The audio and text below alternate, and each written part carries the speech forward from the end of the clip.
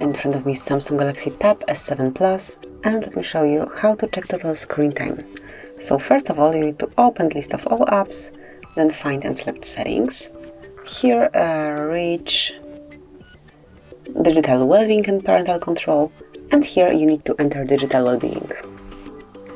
And as you can see here, you've got the detailed stats with all apps included. Actually, I just received this device and I just entered the settings, so that's why only settings are included in this list.